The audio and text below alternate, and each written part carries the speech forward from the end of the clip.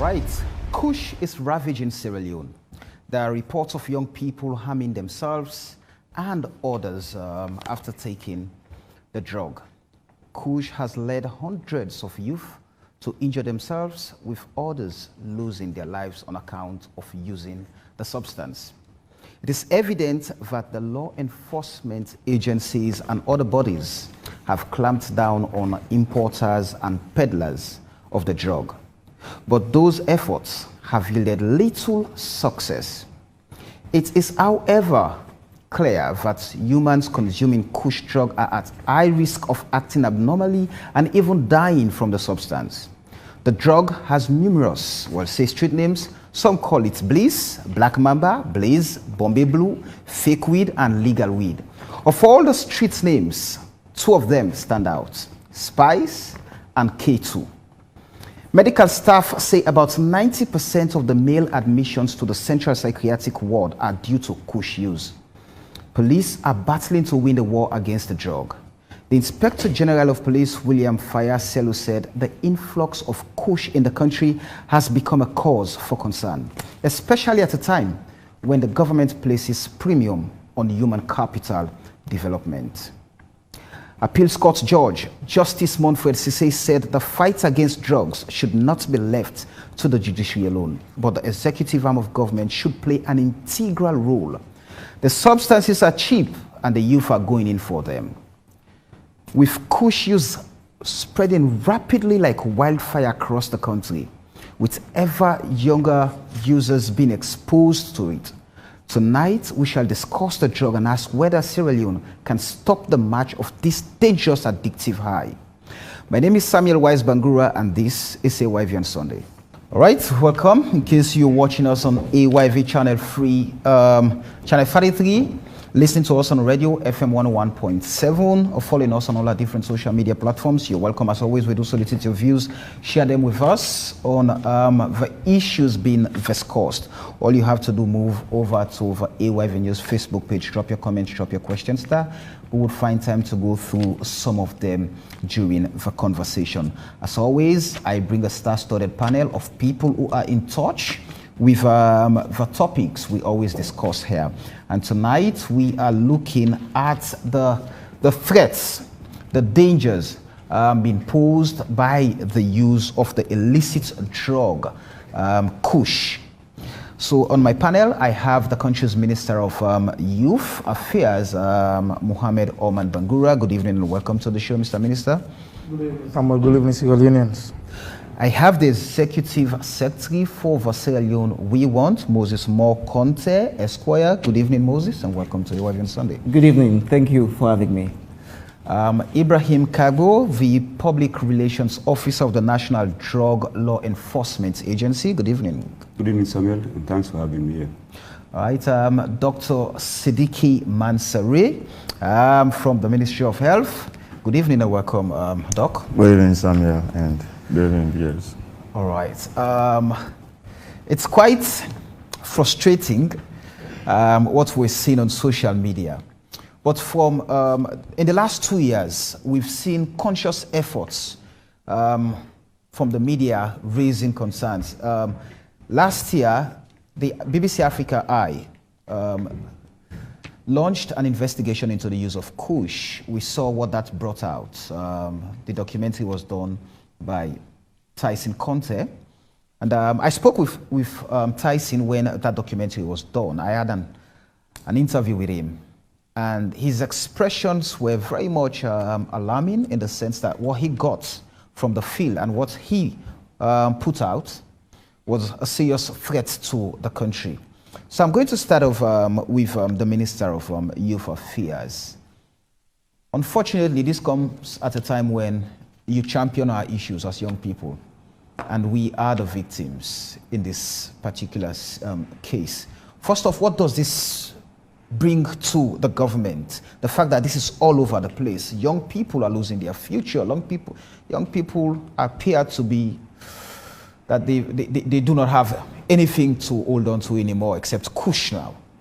Yeah, thank you very much, and thanks, Samuel. Sierra Leoneans. I mean, it's unfortunate that the norms, values, the principles that we want to celebrate as Sierra Leoneans. And most of these principles, those norms are no longer there. If you ask, what does it mean to us as Sierra Leonean? I mean, it's unfortunate. I mean, there are things we are celebrating that are not worth celebrating. You know, sometimes young people, society have been celebrating mediocrity over excellence. It's not strange to me, Samuel, because I'm one person that believes for anything that we are doing as a government, as a ministry, it has to be scientific based. Right. You don't take decision based on rumor, based on pictures, based on what you see, but it has to be scientific based. If you go to the report, the Youth at Risk report that we got 2018, and you go to the current youth policy, page 24 of the youth policy, the use of drugs and substance abuse, it stands out clearly as one of the 9 challenges that we are battling as a nation.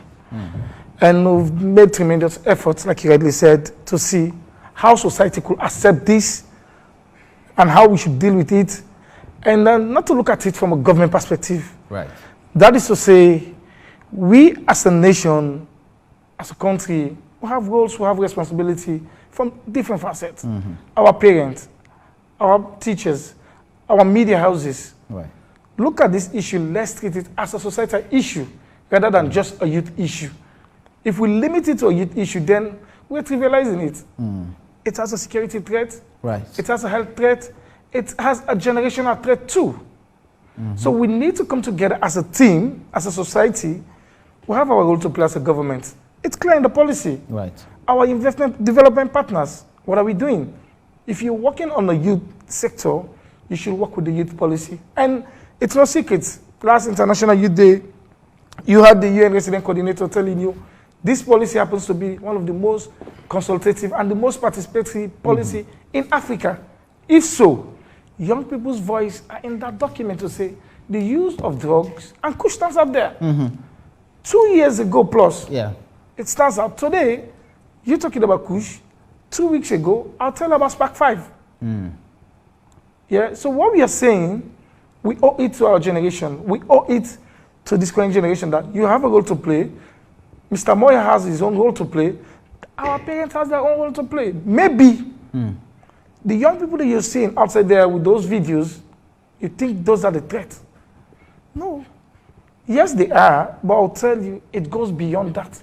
When you look at the fact, a few minutes ago, I was at Oloshoro and Tigopol is just after Frabe College. You go down there, is a slum, around 3, 4. And this evening, I was at Oloshoro, conveniently sitting there just to get my facts right. What we are saying, the current issue should be treated as a societal issue, and we should put all hands on deck to see how we can salvage this. And let me remind you and every listener that the current youth bulge is not like a wave that comes and goes. It's here with us, and there's nothing we can do about it. That we have more young people today than ever before. If that's the case, generation, society should focus on how do we keep up to expectation, how do we solve young people's challenges, how do we think young in our homes, in our schools, in our different areas. Then we know what it is like when you're talking about the youth bulge. It's here to stay. Right. Let me quickly ask this question. You know, before now, we've been fighting drugs abuse for the longest of time with the fire brigade approach, a knee-jerk approach. We saw when the issue of Pampas, the DAPA, when that came up. We saw when people started using the chemical from the exhaust of a car. Many young people feel at a time that, okay, we'll not get money, but we'll get way for. I mean, there are innovative ways we can actually invent how they do this thing, and then begin to take Evo stick as drugs. So, and we've seen all of these things. But like you mentioned, the approach has always been, what has government done to address some of these concerns? Is it time, with what is really happening now in the country, is it time we take this as a national emergency, that the future of this country is at the brink? How do we, as a nation, come together, the government, private sector, the media, everybody come on board to address this problem that is threatening the states? Yeah, Samuel, declaring a state of emergency has to be with fact, has to do with figures, has to do with data. Even as we speak, Sierra Leone hasn't got data to say 10 out of every 5 individuals, 2 out of every 10 individuals in Sierra, young people in Sierra Leone are taking Kush. There's no data to that effect. And you know our government, I mean, we deal with data. And I always tell people, for every youth program that we are focusing, that we're implementing, every decision that we are taking, it has to be scientific based. What we are doing now is that let's have the data, and it's ongoing. Right. We collect the data, we have the stakeholders. You have Line Ministry, a few days ago I was with the Minister of Health, the Minister of Internal Affairs, the Attorney General, Minister of Justice to see the laws, and other line ministries to say, this is the fact, this is the data, how do we deal with it?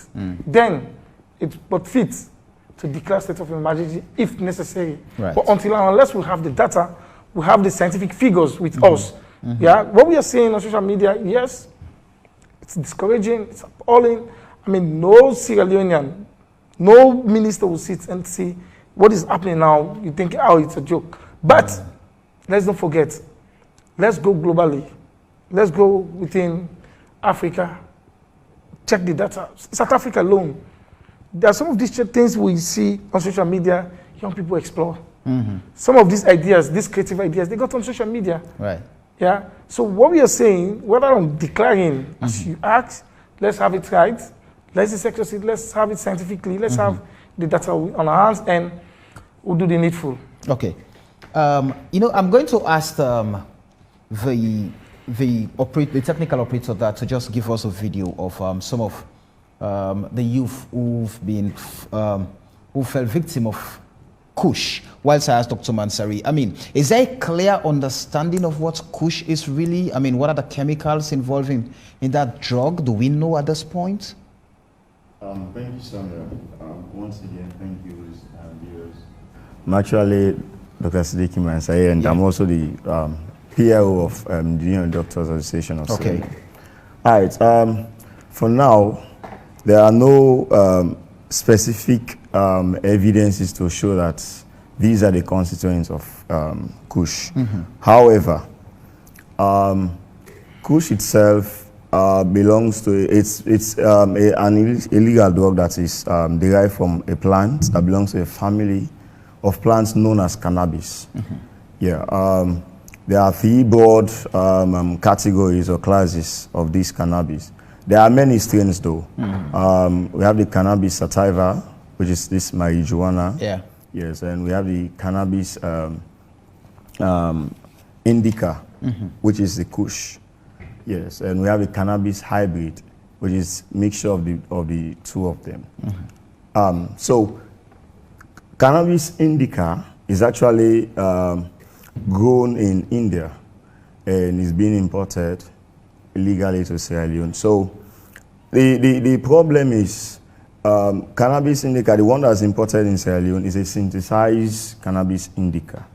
And being synthesized, it is like about 10 times more potent than marijuana. Yes, it is known to have, well, the cannabis in general as a family, they are known to have an active ingredient that is known as the THC, that's the tetrahydrocannabinol. Yes, that's a substance that affects the brain. It binds to certain receptors in the brain, are responsible for certain functions. So when they bind to these receptors, there are tendencies that to cause some of these things they cause to the victims. So it is not clear as to how it's actually or correctly affects the brain or the body in general. Because I was just going to ask, I mean, what we get to see when the videos are shared with us, is this robotic attitude or behavior of the victims? We do not really get to, we just get to see how they behave, how they act. It's very clear on the screen. I mean, so what really causes that? So like I said, when these substances bind to these receptors in the brain, they are psychoactive substances. That would say they are very much effective in the brain, working on the brain. When they bind to some of these receptors in the brain, certain motor functions, for instance, let me say the brain is ordered like a control system for the body. For instance, there is an area in the brain that controls speech. There's an area in the brain that controls the way we walk. So if there is any harm or any damage to some of these areas in the brain, the functions it performs to the body are being inhibited. So Kush is known to produce what we call a reduced psychomotor activity. That will say the functions of the brain on the muscles they are being reduced. It's also known to cause symptoms like depression, drowsiness, sleeping. That's what we see on the phone, we see on videos, on phones and all. So once Kush is taken, these effects are bound to occur. Like I said earlier, how it affects the brain is not yet clearly known. However, it's mimic some of the drugs around, like of course alcohol. As when one misuses alcohol, is prone to some of these things. And one also misuses some of the drugs we use around, like the opiates. I remember opioid drug. I remember there are times people are misusing tramadol. Well, it's still ongoing, although somehow curtailed now. So when we misuse some of these drugs, we tend to shoot out these functions. Before I come to how we tend to clamp down on importers, peddlers, and even those who use or consume these drugs, Moses, let me ask the question. What's your assessment of the situation at the moment, young people consuming these harmful drugs and with what they are displaying for the future of this country? Thank you so much, for that question. It's sad to see compatriots, fellow compatriots, young compatriots, waste their lives in the manner in which they are doing as at present. It is sad that society is failing. So many structures are failing us. I must say, like you rightly mentioned, that this is a national emergency. It is an issue that needs urgent action. That is what you mean when you talk about an emergency. Because if we do not do that, it means we're going to lose the people who should take after those who are older now.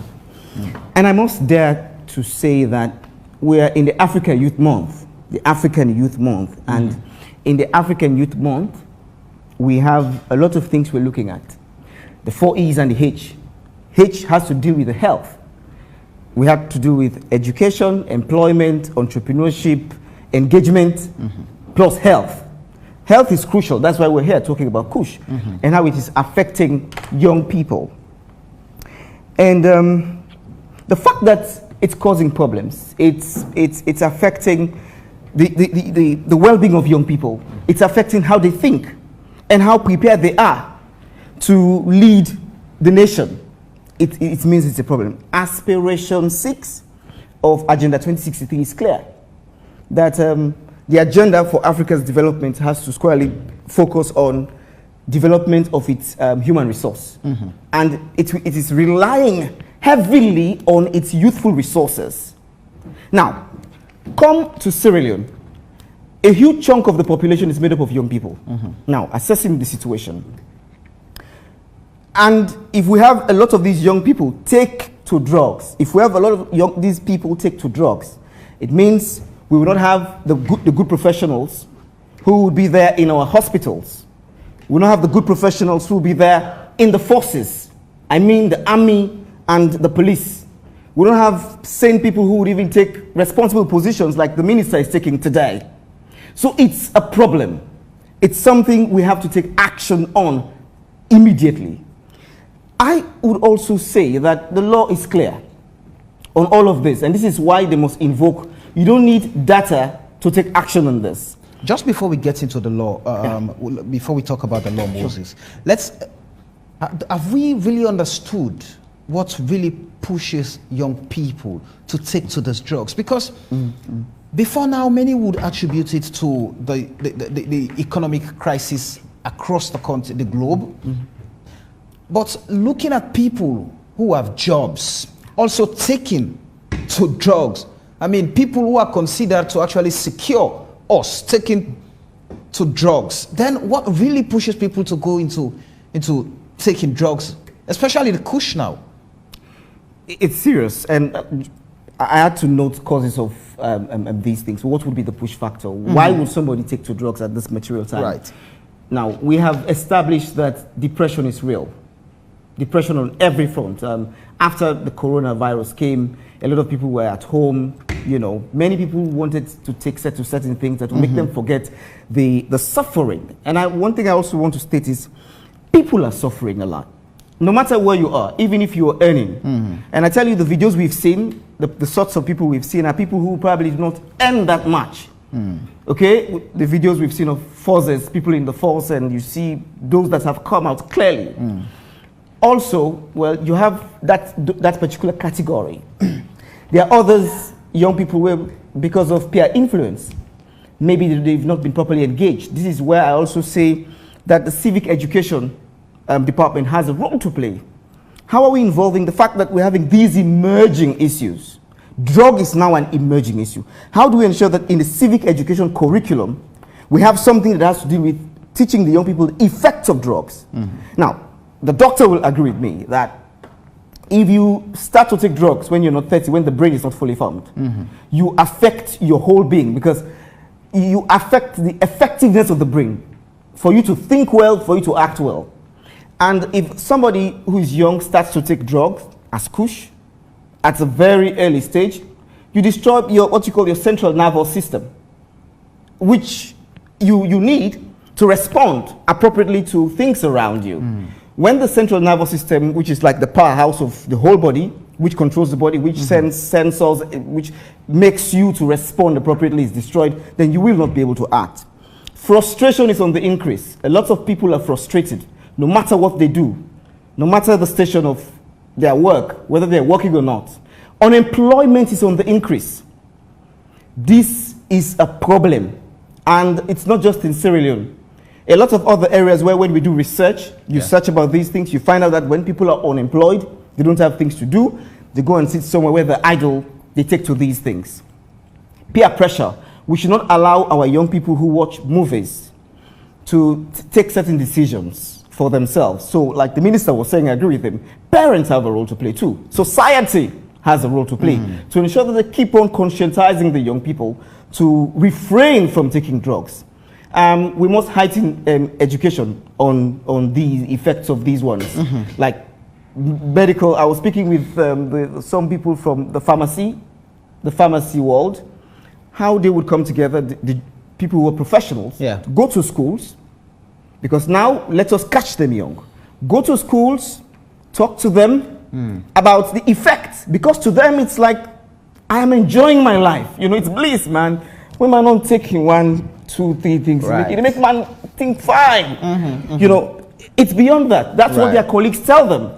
That it's nice, but take this thing, they make you able to walk well.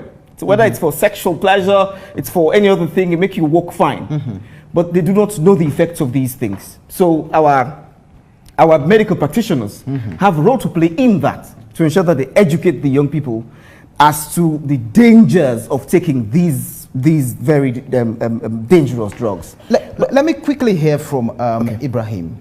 You know, we've for the longest of time we've been battling with drugs. How do we clamp down? How do we ensure we arrest the situation? We've seen the police have been battling to clamp down on importers, peddlers, consumers, but it appears we're not getting it right, because every now and then we keep seeing the videos.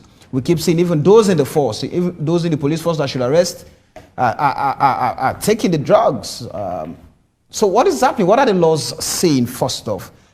Do we have strong laws to actually help us police the situation?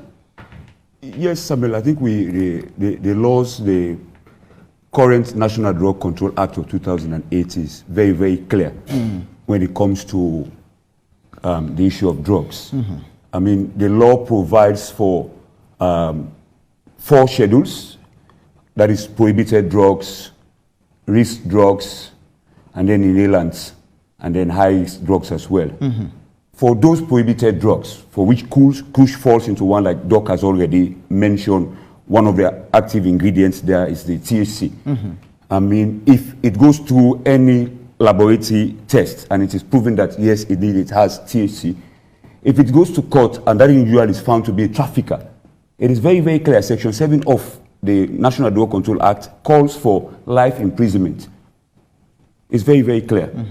It states that for those who manufacture, those who transport, those who cultivate, those who traffic, it is clear. It's life imprisonment. But again, it is left with the courts to determine who goes for life, who does not go. It's not with us, the law enforcement. It is left with the court to determine who goes for life imprisonment. Have you prosecuted There are cases. Have you prosecuted I have. cases? Remember the Honorable Minister said here, we should talk about data here. Yes. About facts, about figures. I will give you the most recent ones, Samuel, that we have. That is for just January to June 2022. For drug seizures from January to June 2022, Queen Elizabeth Key, for tramadol weighing 744.5 kg. Now, if you go to Bandama checkpoint, Bandama checkpoint again, Kenema and Lunge, unlawful possession of 3 compressed parcels of Kush weighing 27.440 kg. The person, this individual was convicted and fined 10 million euros. So meaning the law is working. The law enforcement officers are doing their bit. But again, we shouldn't forget, I think we should make it clear here, this issue about Kush all comes to people enriching themselves. That is the main thing here. In what sense? In what sense? Because they see it as, for every day somebody comes with Kush and then you have customers, you have people who are patronizing with you. What do you think at the end of this, Samuel? They make money out of it. Who are the people who are making money out of this? These are the traffickers. Do we know them? Like I said to you, this is an individual who was arrested at the Freetown International Airport, Lunge. He was charged to court, he was convicted, and he was asked to pay 10 million euros fine. There are a lot of statistics that I will give you. Right. As far as for cannabis, for tramadol, for Kush, and all the rest of it for cocaine. For cocaine, we have, in 2019, there was a conviction of a Nigerian for 20 years imprisonment. He's at Pademba serving. As correctional service serving is sentenced there. So there are a lot of things that the law enforcement is doing as far as this issue of addressing drug trafficking is concerned. But again, here, we shouldn't forget, Samuel, that people who are in this business, they always try to beat the law enforcement. How? And we should also... How is that happening? How are people beating the laws? How are they actually bypassing and getting things done their own way? How is that happening? Don't forget that people bring in drugs through maybe the land borders that we have and they are porous, and through the water key that I've mentioned. That is manned? And for the key, there have been a lot of arrests for the last 6 months or so. And all of them have been prosecuted. I'll give you an instance. 21 people were arrested for Kush at the key. All of them were prosecuted and they were convicted. And what was the punishment? The punishment there, some of them were given 6 months with alternative fines as well. So like I said to you, it is left with the judiciary to determine. We, law enforcement, do not determine what punishment should be meted out to the individual. Yeah. It's interesting. I'm actually trying to establish contact with the Director of Communications for Versailles and Judiciary to actually get, a comment on what does the judiciary make of the situation.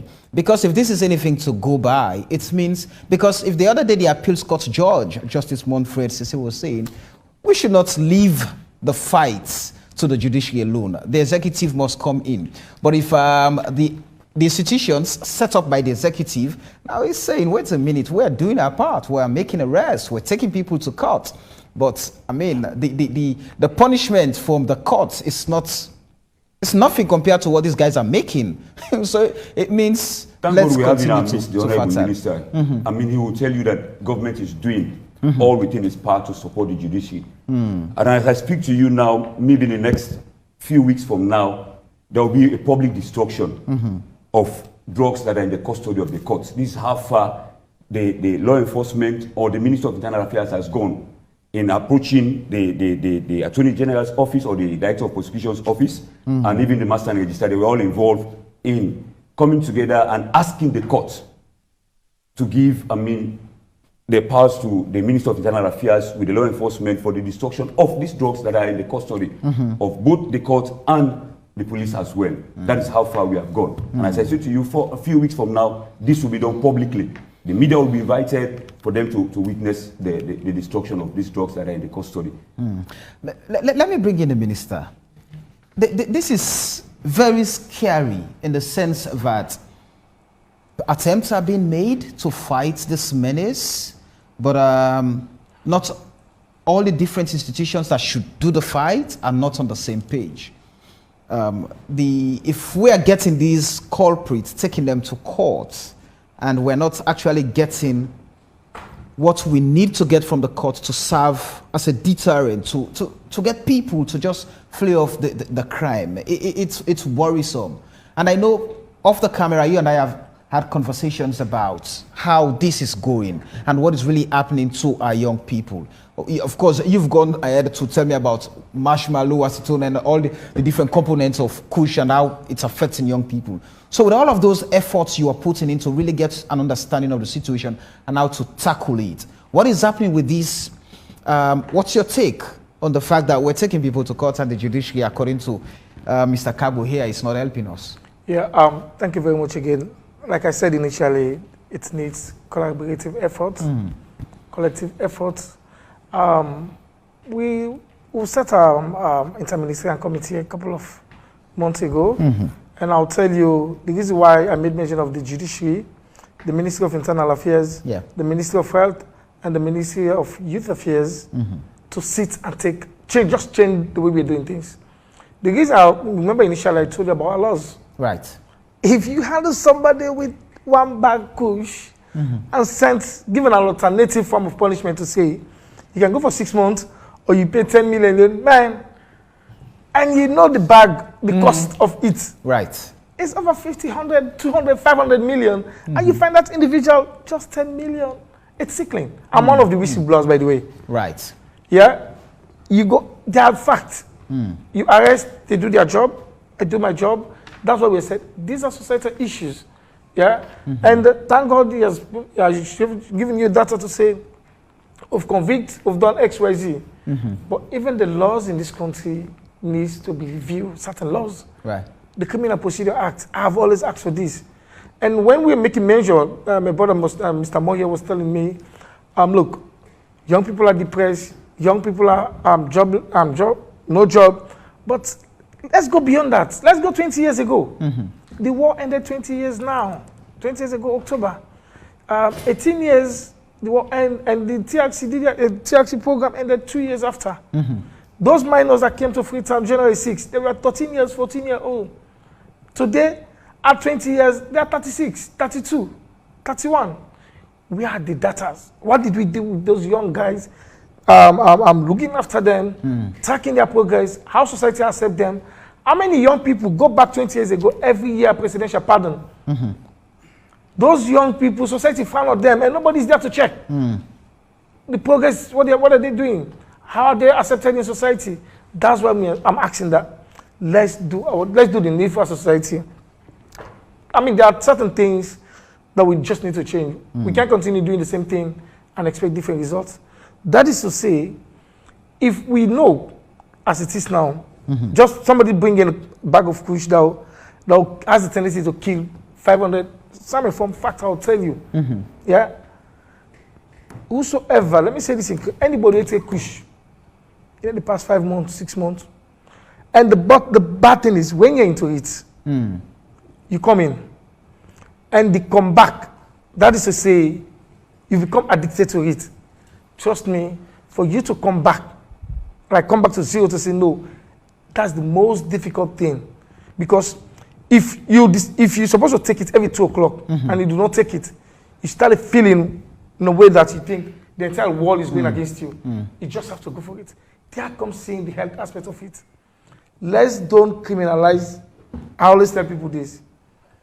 The uptakers, we should stop, reduce, prevent the new takers, the drug lords, the importers. You just told me it's life imprisonment. Let there be no alternative. Let the judiciary tell me that when you catch up with even a plastic, a kilo of Kush, you go for life imprisonment. No second chance, no negotiation. When once the law proves it beyond all reasonable doubt that this is Kush. And again, the difficult aspect of it is that the combination of Kush, marshmallow is a legal leaf. It's legal in the UK. So if you bring marshmallow here, you bring acetone 100%. Sometimes I find it very difficult to explain this chemistry. You know why? I go to these places. I do not go there as a minister. Right. All man goes there, you know. We sit, I ask questions, we talk, you think we are the same. Until I leave, you realize that this is not it. Like I made mention initially, before coming to this studio, I went to Tigopol and Oloshoro. Samuel, it's beyond what you see. There are stakeholders in society that take push. Right. Are you telling me it's because they don't have job? It has become so addicted that if you're supposed to take it 1 o'clock, the come down is on you. You don't take it 1, you feel like the entire world is going against you. Need for take and for come back. For come back. And that's how you become addicted to it. So what happened? Young people need to take the challenge now. You are killing yourself. You have a chance. If you miss 1 dose, you miss a second dose, you have a chance of coming like 30%. It's just about you taking that radical step. Recalibrate and say, no, let me stop. Otherwise, I'm losing my life. These are the hard truth we should be saying. I understand the medical doctor is married because trying to bring the profession out. I understand. But I'll tell you the fact is, if you take Kush, you take SPAC 5 now. 5 months, 6 months. This one are the SPAC 5. SPAC 5. Okay. It's another brand we SPAC 5, in fact, is more dangerous. It's just a mass. You have a spray, you spray it in your Rizla, you smoke just a Rizla that you don't even know, no smell. Wow. To add to what the Honourable Minister said, Samuel, that one of my engagements just a few days back, we have 2 types here when we talk about Kush here. Doc has already given you an idea of what it is all about. Yeah, from the the scientific categories, aspect. yes. That is the one that is imported. But now for the local brand or the local breed here, they're now going for these local leaves now. And just, was it Wednesday or so, if I'm not mistaken, a young man came to my office and So we now locally produce Kush. Yes, he came with these leaves that we call, perhaps, I beg to borrow SO2, Conso leaf. He came with it and said, That the beans leaves also we call Conso leaf. Yeah. Came with it and said, this is one of the leaves we are now using. We add chemicals. What do they add now? They add tramadol to it. They add formalin to it. And even this thing that is being used when somebody wants to undergo operation, ketamine, is added to it as well. So they have their own form of chemistry, like the Honourable Minister is saying here. All they are looking for is for you to have the best product. That is what they are looking for. And now we have what they call... And in their sense, from your understanding, what do they consider to be the best product? I mean, the one that the consumers are chasing, the one that they are running after. That is what they perhaps refer to. And they have what they develop what they call testers, guinea pigs, or in their own local way, they call it testers. Testers, these are not machines, these are individuals, human beings. When they produce whatever the Kush or whatever. Not talking this way, where they don't produce and then again, man, they wouldn't say, una try this law, see if exactly, okay. Samuel. That is it. Then they come, they are the testers. And then they can test them for no say, yes, this one is very, very, or for reduce and small, or your okay. Dr. Mansare, please just explain to us the things that constitute the different chemicals Ibrahim just mentioned, especially for the local production here. Samuel, like I said earlier, it could be difficult to tell now exactly. Like say you take them to the labs, analyze them one after the other, you know the chemicals they contain. Yes, maybe just to add to that, whilst preparing for this program, I came across some interesting things. Actually, there are a lot of additives to this Kush that is originally brought in, I was told that even grinded human skeleton is being used as well. Yeah. Grinded human skeleton. Now, that, maybe the minister was explaining something about this 1 o'clock. There is something I used to call the catch. There is a thin line between the desired effect, like Mr. Mokonte was saying, the reasons as to why this guy is going for the drug. There's a thin line between the desired effect and addiction. Okay. Now, once you take the drug, you don't know what quantity you might need to get your desired effect. Yeah, and the brain is made in such a way that it has a fixed set point. That is say, when you, for instance, people who take alcohol, if you are used to taking alcohol, let's say 2 pints a day, and then when you take the alcohol 2 pints a day, there's tendency for the fixed set point of the brain to be shifted a bit, goes a bit higher. For an increase. Yes. So if you do not take the 2 pints of alcohol in a particular day, you become restless. And that's what happens exactly with these Kush victims. Once you start taking it, of course, I mentioned earlier what happens exactly. They become drowsy, some see them, they are helpless, some will have tremors, some will have seizures, some will even have coma. And there are cases of sudden death because there is possibility for depression of the respiratory center once you take it. Remember I said the brain is like the control power or the power room for the house, for the body, sorry. So there is a center in the brain that controls respiration. Yeah, so once that one is depressed, there is tendency for sudden death. So once they take this, there is what we call withdrawal effect. Yeah, when you take a drug, the effect of this drug is the opposite of the withdrawal. Yeah, for this case now, you see them you feel like they feel sleepy, they become drowsy, and once the content or the content of the drug begins to wear out in the system, the opposite begins to happen. That's when they become agitated, they are violent, that's the time they become antisocial, and they even have suicidal attempt. So this is really a public health concern. Thank God authorities concerned are here. Well, I'm sure the Ministry of Health will also be strongly involved in the fight against this one. Because honestly, as I'm speaking now, the Kisi Psychiatric Home is overwhelmed. Exactly, there are no beds at the moment. It's overwhelmed, yeah. There are no beds. So let me just add this, say this one. There was something the Honorable Minister mentioned about parents. Quite recently, if I'm correct, not exactly a month ago, there was this school, I will not name the school now, and the teachers just decided to do a random check of the boys coming to school before the assembly. And they found in the socks of one of this young man, Kush. And they brought him to our office there. And during our investigations or counseling sessions, and we got to know that the papa, they smoke Kush. I didn't pick him taker. Another school we went to. Now go back to my point. So center issue. Like the Honorable Minister is saying, one of the schools we went to, I will also name the school. This one, a girl picking up. After our engagement with them, walked up to us, she was in tears. We thought maybe it was not anything related to what we have discussed. And she said, "Una need to help me." How? Say, my brother don't left school. Why? Because of drugs, Kush.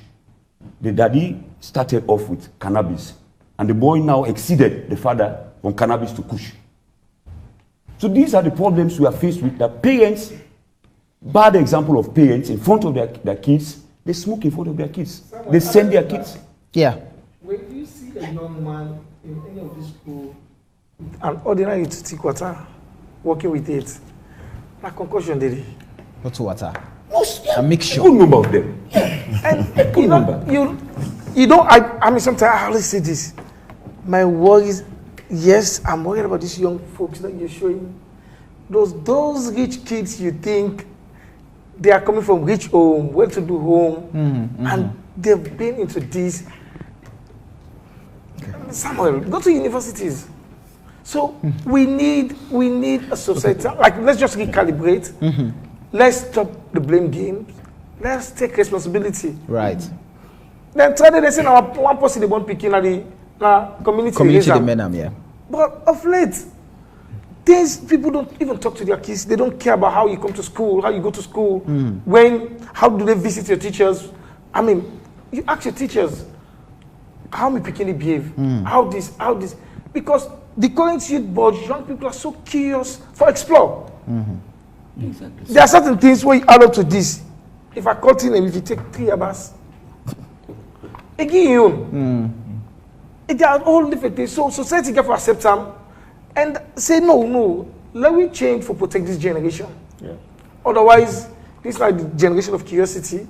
In as much as we talk about the generation of innovation and creation, and they create in diverse ways. Yeah. So let's accept and deal with the current issue as a societal issue, as a national issue. Let's put all hands on deck and get the necessary impact and make the necessary change Yes. for our generation. Yes, Moses. Yes, I think this is very serious. In as much as we're calling on parents, government has a role to play in this. Government, the Ministry of Youth, of course, the policy has to guide policy to tackle these things, to address these problems. We have a lot of mad young people.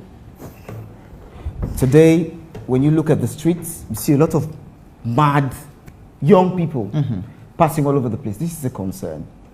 And all of this, as the doctor rightly pointed out, I think the facts are overwhelming.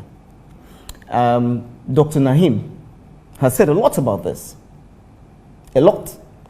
And I am looking forward to seeing the Chief Medical Officer's report, because by Section 13 of the Medical Examiners Act 2021, it gives the Chief Medical Officer the right to report on causes of death. Maybe by December we would have that. So we would also properly understand the gravity of drug addiction and drug abuse or substance abuse.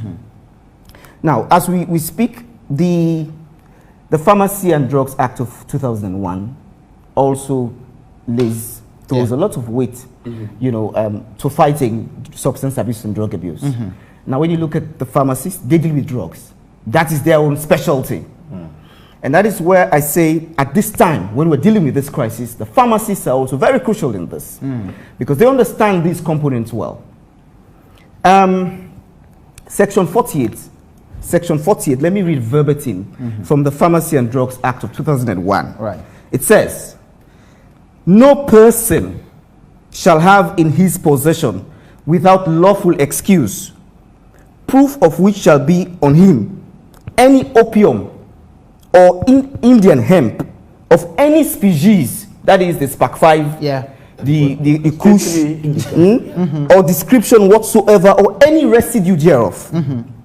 Now, subsection 2, that's section 48 of subsection 1, section 48, subsection 1, subsection 2 of section 48 says, the minister, that is the Minister of Health, may under section 62 make regulations applying the provisions of subsection 1 to such narcotics as may be specified in the regulations. Now, section 49 is where it's clearly where this law clearly bans smoking of cannabis sativa. Now, section 49A says, no person shall A, smoke opium or Indian hemp, or frequent any place used for the smoking of such drugs, or permit premises owned or occupied by him to be used, or any person smoking opium or Indian hemp. Now, even if you allow people to come in your house and smoke with an unfinished house, that is a crime in itself, according to the law.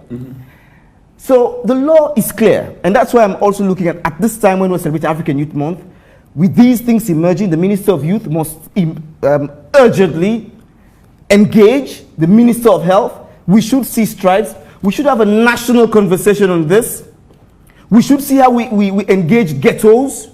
I would like to recommend to the minister that at this time, it's an emergency. We don't just have to sit here and say, okay, this is going on. Let us call the ghettos.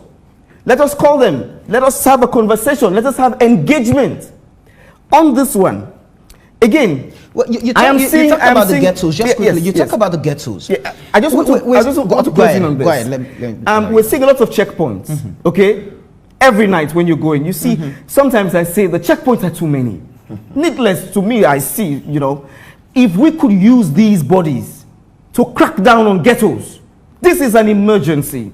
Use the resources of the state to ensure we protect the young people. That is how the state shows its seriousness on fighting this epidemic. Now it has an epidemic proportion. Okay, we must not make light of the Kush. It is graduating to epidemic proportion. And as a nation, just like Corona, we should be fearful. And so, if we're seeing a lot of checkpoints, let us commend these bodies to cracking down on ghettos, to cracking down on people, searching people. Let us have equipment in town to checking people. I would also want to see a situation wherein when people, institutions are being checked.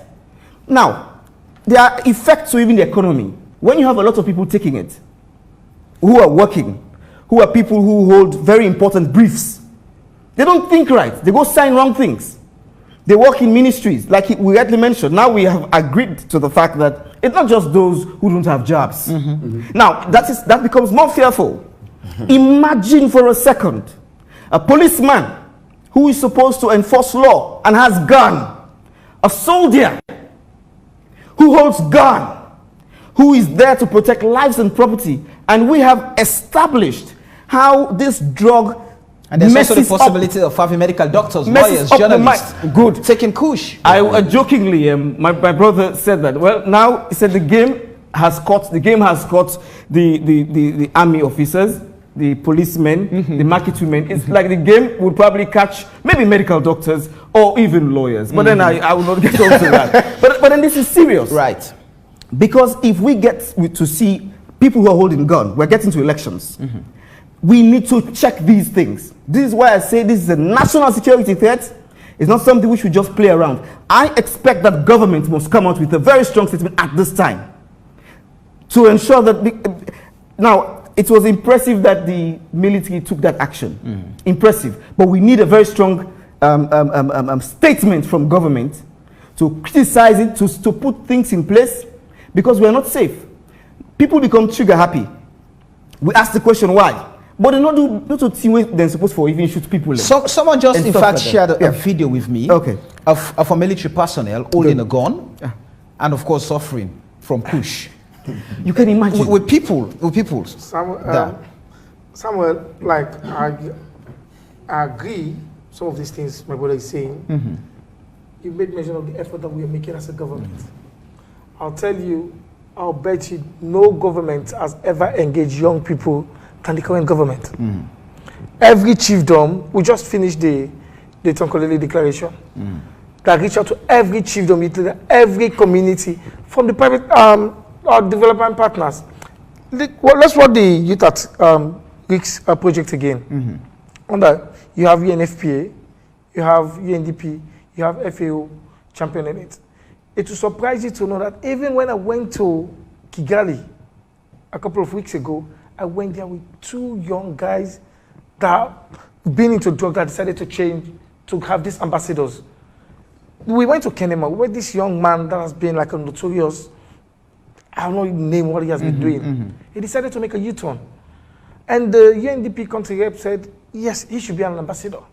And when I was given the opportunity to take young people to mingle with other stakeholders across Africa, I took that young man from Kenema, I took the other young man from Makeni to say, can go see how. And today I'll tell you, perhaps because of the measures that we put in, that we've done for the past couple of years, but like I said, look, go back to the policy, it's there. How do we salvage this current challenge? And I believe there is more awareness now than ever before. So the point now is, there is awareness, and the danger is, the problem is not just with those who are not educated, not just those who are out in the streets, who on a normal day will say, hey, but they not get better sense, they're quick for be exploited. But you go to the universities, go to the colleges, when they have parties, when they do their initiations, then you begin to wonder what is actually Sierra Leone turning into. What does the future hold for this country with those we consider to be enlightened citizens, putting our society at risk with their behaviors? I mean, becoming pressed to all of these things. Then what are we doing? That's what we're saying. It's a continuous engagement. Let's continue to tell young people to know the do's and don'ts. Let's continue, like my doctor there is saying, explaining to them that, look, when you take this, your central part will be off within a stipulated period of time. Remember during the diaper thing? I saw a media house in this country explaining the process. And I called them, come on, now you're legalizing illegality, you're training these young people. Can you shut down that video on YouTube? Shut down this on YouTube. So it's about how do we explain, how do we continue to engage? There are certain countries, you don't do this. From here, those drug laws will be there waiting for us. To have a cabinet minister sitting in a platform like this to explain, to say, no, this is bad. Let's commend the government for this. To have a police bringing report to tell you XYZ has been convicted, let's commend the government for this. To tell you that we've been engaging every chiefdom, every district, to tell them the danger about drugs. Let's commend the government for it. Let's take responsibility as a society. Our parents, our civil society, our media houses, our judiciary. Let's just change. Forgive me, let me hold you. As you mentioned the judiciary, I have online the Director of Communications for the Judiciary of Sierra Leone, Elkas Sano. Elkas, good evening and welcome to AYV on Sunday. Good evening from Shebuma, Kailan District, and thanks AYV for connecting me. Thank you for accepting to speak to us on this issue. First off, the judiciary is said to have a very pivotal role to play in ensuring that we eradicate this menace in society. People have been caught, people have been prosecuted, taken to the court, and the court would always go for the least punishment available. We either convict you for 6 years imprisonment or you pay a fine of about 10 million yuan. And if I'm a businessman, I know I'm running a business that I can get 100 or 500 million. Fining me 10 million, I would continue to do that business because I know the money is always available for me to pay back. And of course, I'll make it in fulls. So what role does the judiciary at this point would play to ensure that we eradicate this menace, we fight this menace? Thank you very much. That is also a misconception. What people should understand is the very fact that when you talk about the function of the judiciary, the foremost function is justice delivery. And if we are talking about justice delivery, we do it within the ambit of the law. We are not there, we are not created by law to legislate law. Laws are being legislated by parliament. And for us as an institution, we are there to interpret and give meaning to those laws. In that light, if for instance, the Pharmacy and Drugs Act 2011 says if you are caught or in possession of illegal substance or prohibited drugs, if the law says you should be fined 2,000 euros or a sentence of 1 month, if you go against that, that means you have acted in contradistinction with the very law that establishes or that guides you to prescribe punishment. That is just simple meaning. I haven't stated that. Now, we have a very critical and significant role as an institution. Those who are following the activities or operations of the judiciary, especially our court, even last week, the principal magistrate of Pademba Road sentenced two convicted people who were in possession of prohibited drugs.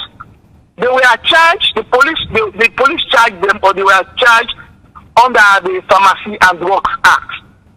So, what we as an institution will do is to ensure when those accused persons are brought to court, mark you, we don't seek pleasure as an institution to just sentence people. That is not what we were created for. We are also mindful of the very fact that accused persons have rights, and their rights should be protected under Section 23 of the Sierra Leone Constitution.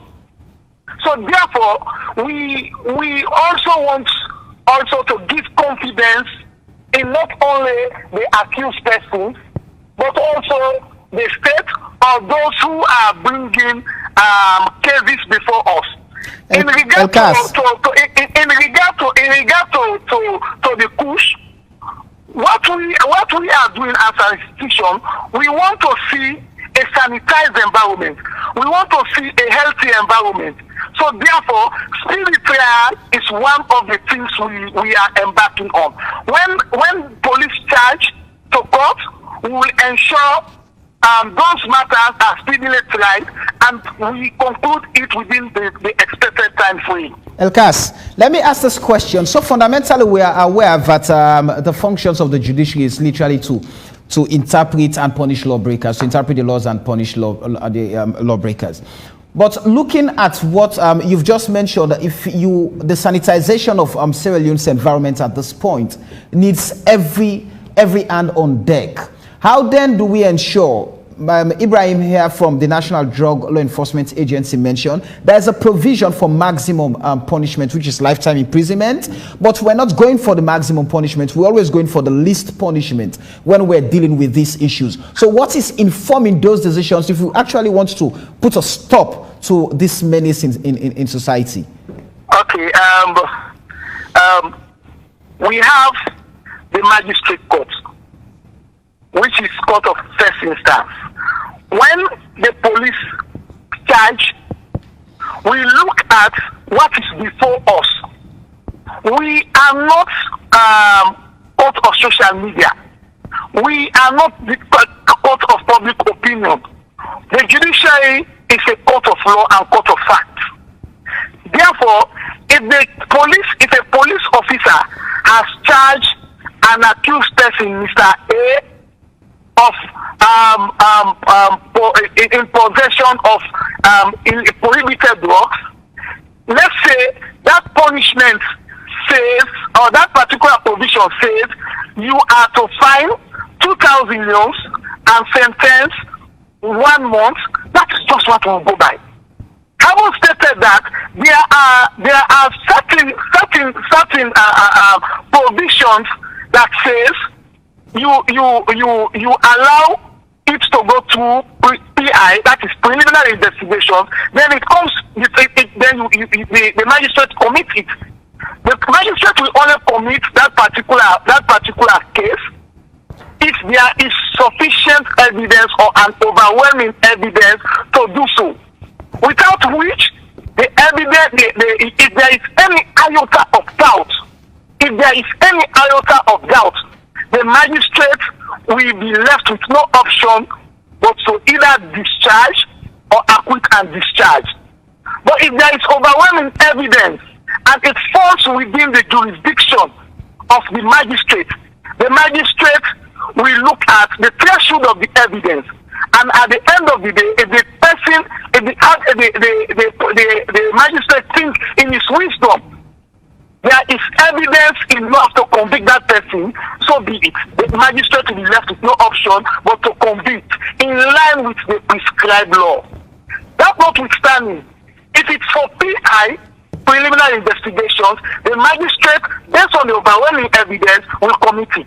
So these are some of the things our should try to understand. We understand that, and I would also want us to save the legal platitudes for another day. But just quickly, what's the level of commitment of the Judiciary of Sierra Leone in helping to curb this menace at this point? I have just stated in my introductory premise that we are committed to an extent that last week, two convicted persons were sentenced by the principal magistrate. That is just to tell you or send a far-reaching message about our commitment to ensuring that we have a tranquil environment, to ensure that we have a healthy environment so that society can move forward. Thank you very much, Elkas, for accepting to speak to us this evening, all the way from Shibwema. Thank you very much. All right, we're still discussing the menace of Kush in Sierra Leone at the moment. Continue to share with us your views and ask your questions on the AYV News Facebook page. Already we've gotten many of them. Shortly we shall be running through some of them in the show. But just quickly, let's go out in the street and talk to a few Sierra Leoneans. What do they make of the upsurge of Kush across Sierra Leone? Let's quickly go and I will be right back.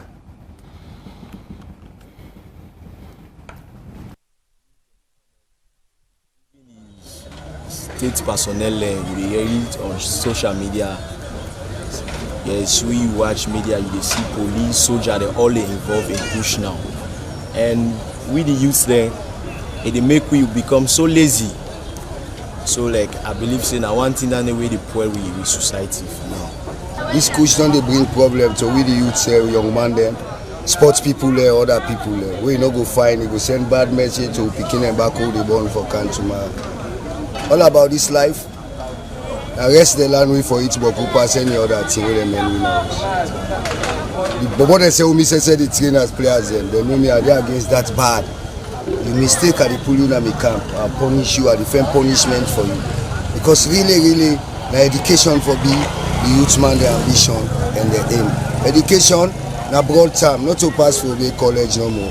You can be a professional footballer and education you get to. You give powerful fitter, powerful medicine and education you get to. With that, it will make you left for take that bad thing, you know, they help for damage the country, destroy peace, not get country to youth man brother them you want them ready to come. So but like all media for say like you're not good at all.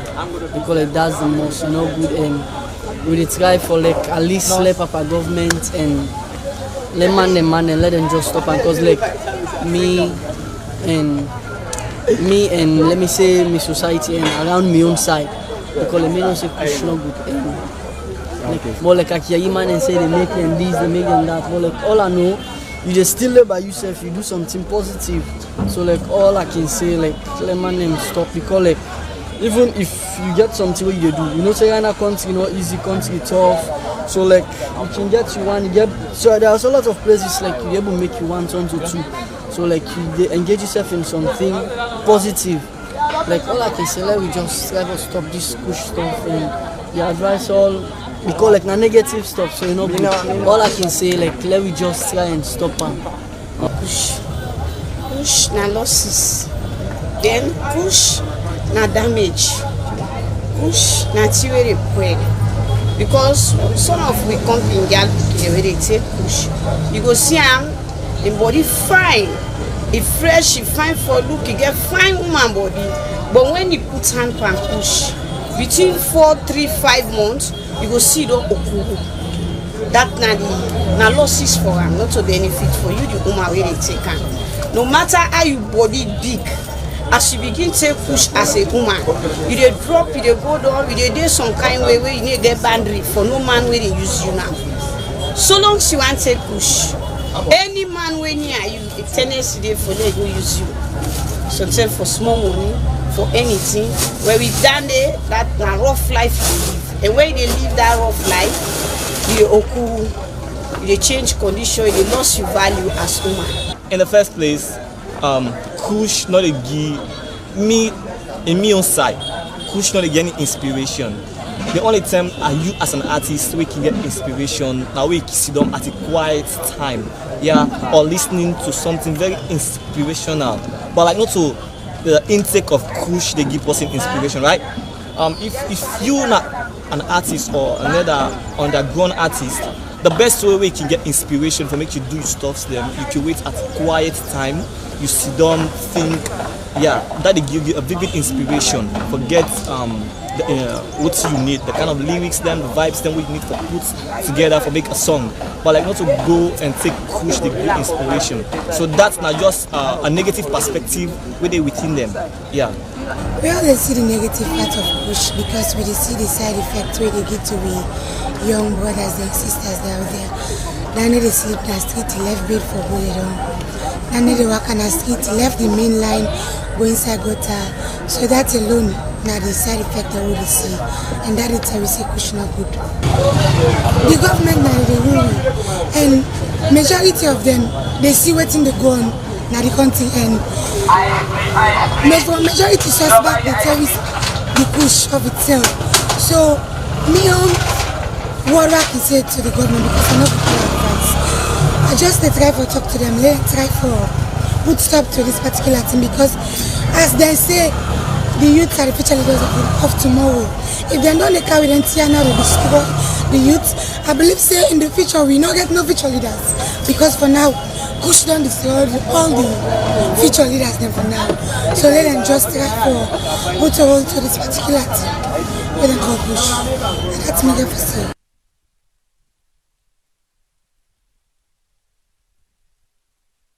Those were some Sierra Leoneans from the streets making their own contributions as to how we should deal with the menace of Kush.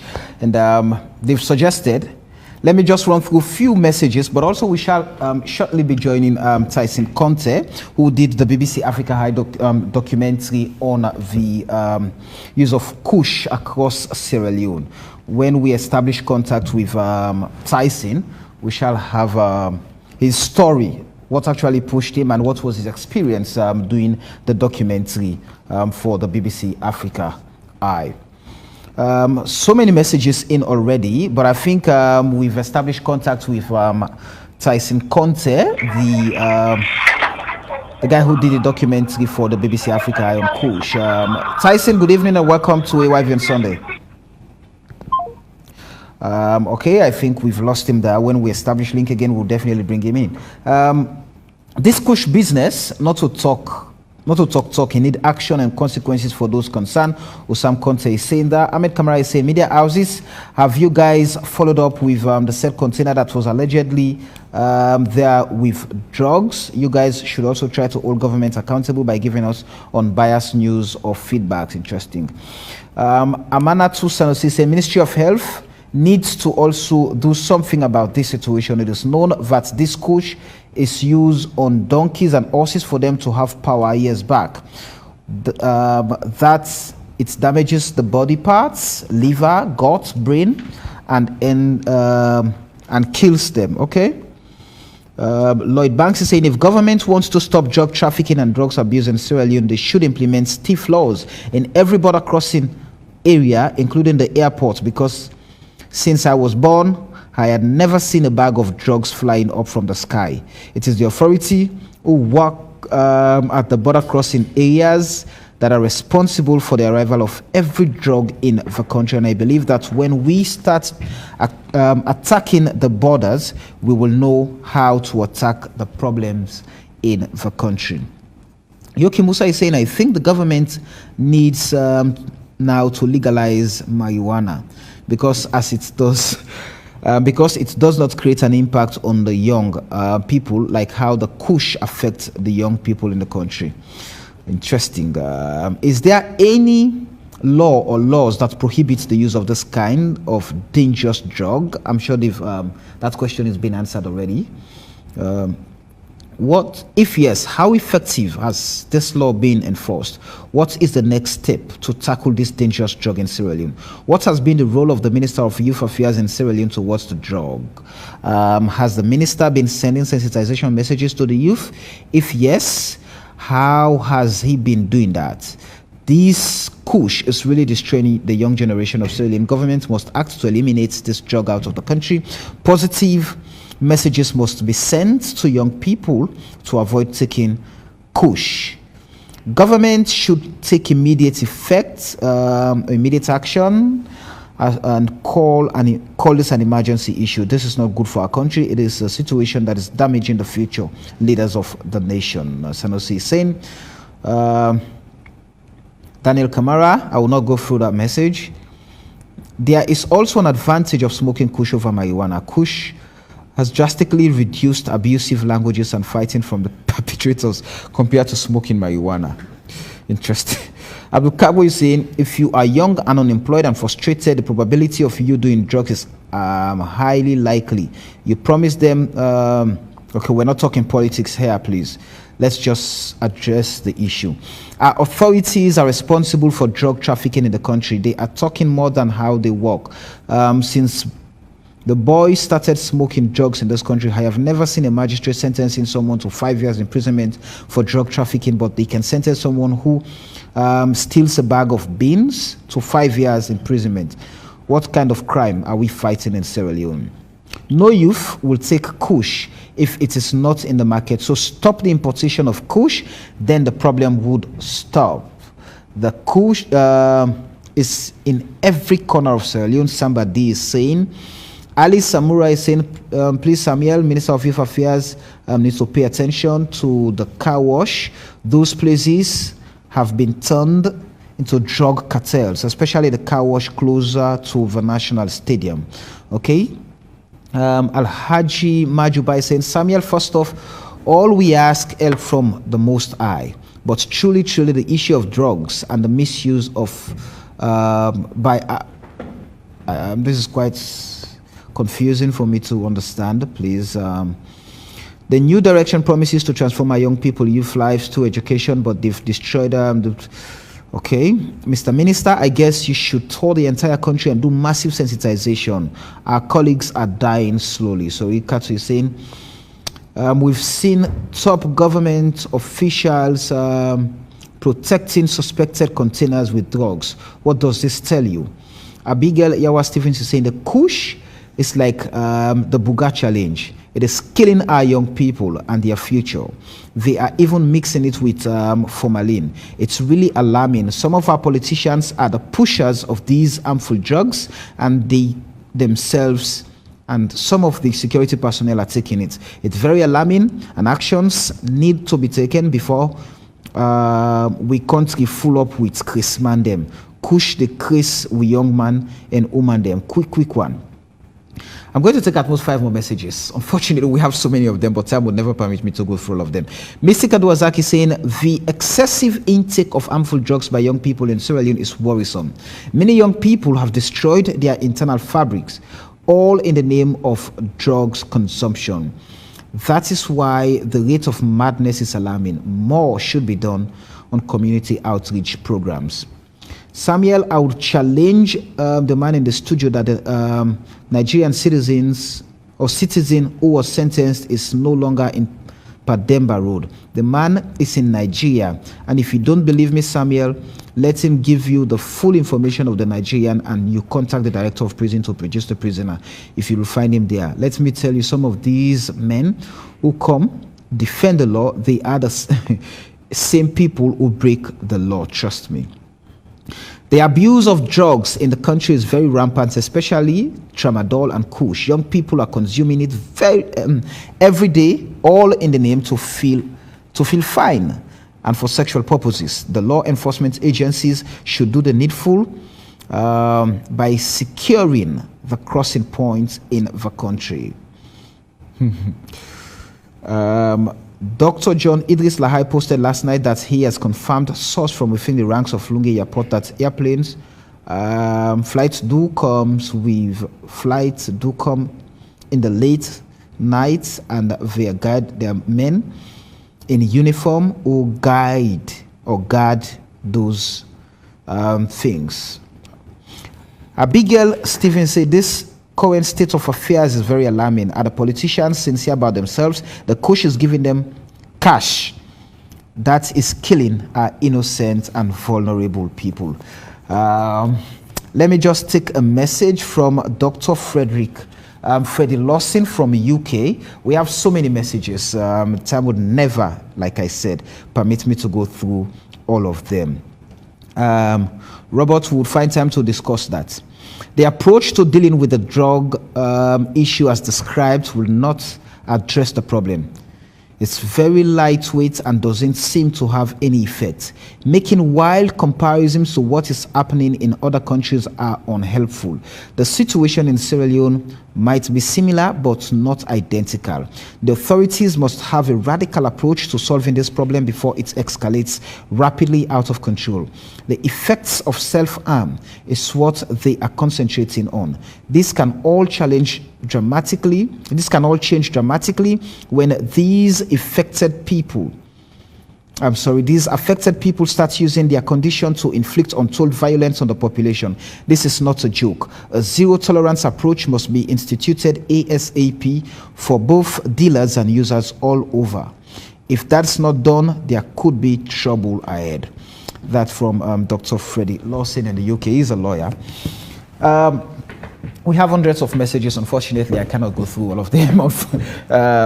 But at this point, what should we focus on in trying to understand the gravity of what we're dealing with, and how do we, from a medical perspective, address the concerns? Because even with the experts in the field of psychiatry, we do not have enough.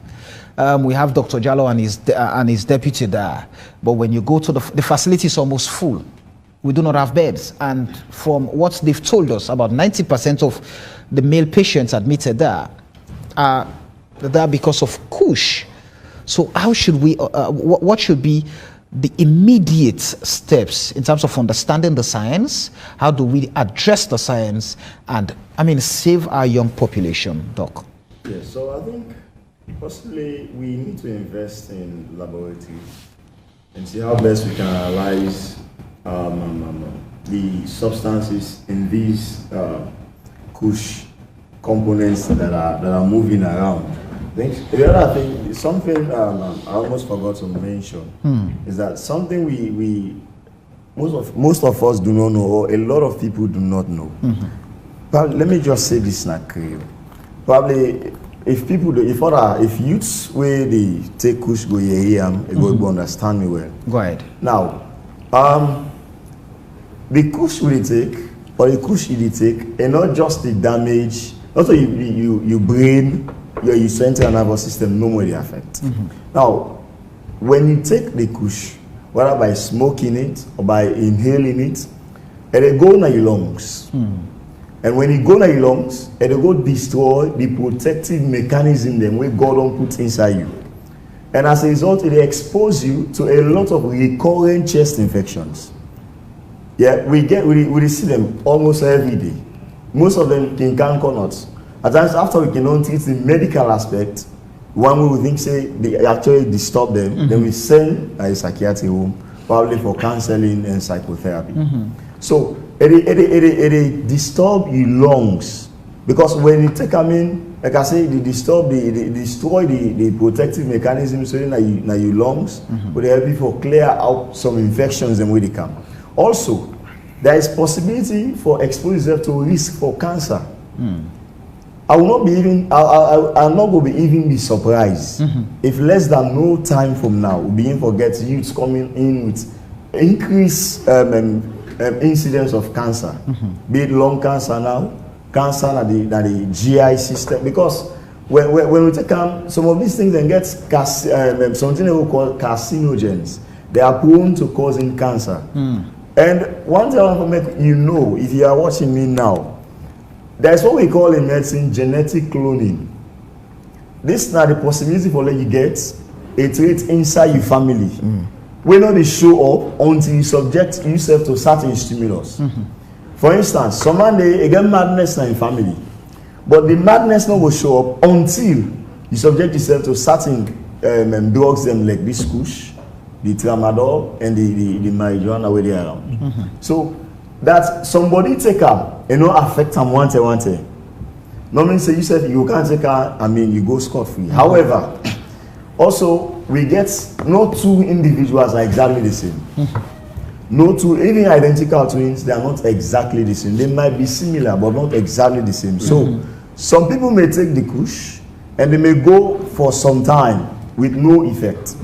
Whereas others, once where you take it is that now they get the effect one. So please, if you listen to me now, don't be carried away. No follow peer pressure. Thank you. Ibrahim, Yeah. we know we have the other day I was looking at the sexual offences law, looking at the customary law, looking at the child rights, and then we know there were laws contradicting each other, and we pushed for harmonizing those laws. So at this point, what do you consider the most challenging areas in the fight to clamp down on this particular menace?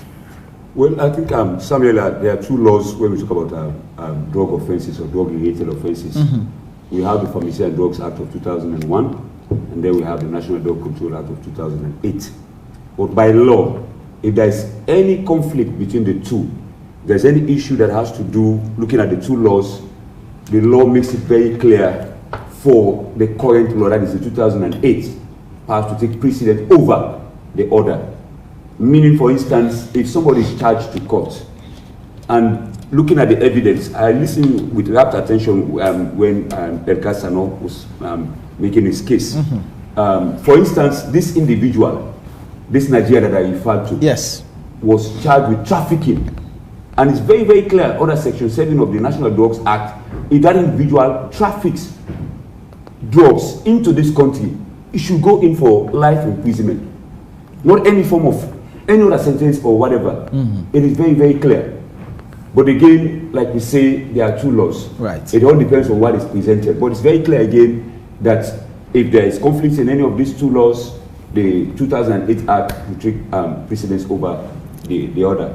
But again, there is room, I believe there is room for us to harmonize. Do we at this point need to actually repeal? Do we need to review the laws? Because if it's since 2008, for example, we have things, I mean, these guys are very innovative, very creative in doing things. How then do we update our laws to fit modern times? Yeah, we've had engagement with the West Africa Drug Policy Network and even ECOWAS Commission, the drug unit to be specific. Right. And we've developed a 5-year strategic plan, and part of it should deal with the review of the current act, that is 2008, and we are looking forward to them to come in handy and see how best we can review the laws.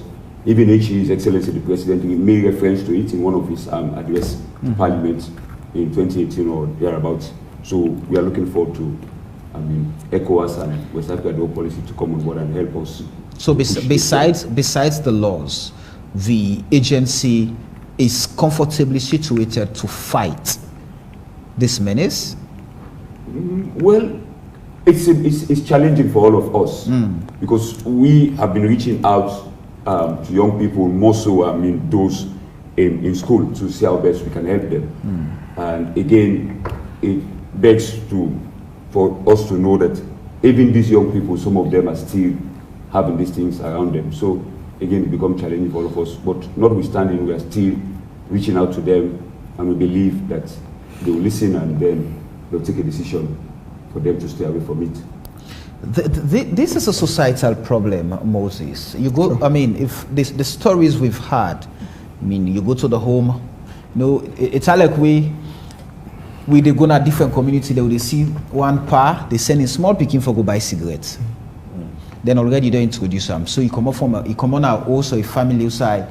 The papa they smoke marijuana, then the pikin feels they need for graduates, let him take dry pass marijuana, let go with Kush and all of that.